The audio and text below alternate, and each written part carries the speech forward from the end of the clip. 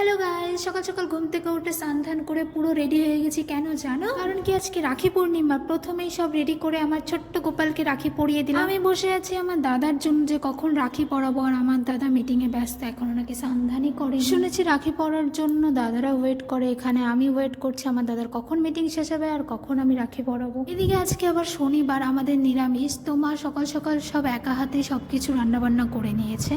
এদিকে আমার মামাও চলে আসছে, মা ঝটপট করে মামাকে রাখি পরিয়ে দিল। ফাইনালি আমার দাদার টাইম হলো, এসে বসলো, আমি রাখি পরিয়ে দিচ্ছি। প্রথমে দিদি দাদাকে রাখি পরিয়ে দিল, তারপরে আমি বসলাম রাখি পরাতে। দিদির ভিডিওটা নিতে পারিনি কারণ সেই টাইমে আমি দিদিকে সব জোগাড় করে দিচ্ছিলাম আর দিদি রাখি পরাচ্ছিল, তাই ভিডিও নেওয়ার জন্য কেউ ছিল না। এরপরে মিষ্টি খাইয়ে দেবো। মিষ্টিটা কোনো মতেই চামচের উপর উঠছে না, মানে ওর কাছে যাইতে চাইছে না, তো ফাইনালি উঠে গেল। দেখো এইটুকু মিষ্টির জন্য কত বড় হা করেছে। প্রত্যেক বছর রাখি পূর্ণিমা হোক ভাইফোঁটা হোক, আমাদের দুজনের জন্য দাদাই গিফট নিয়ে আসে।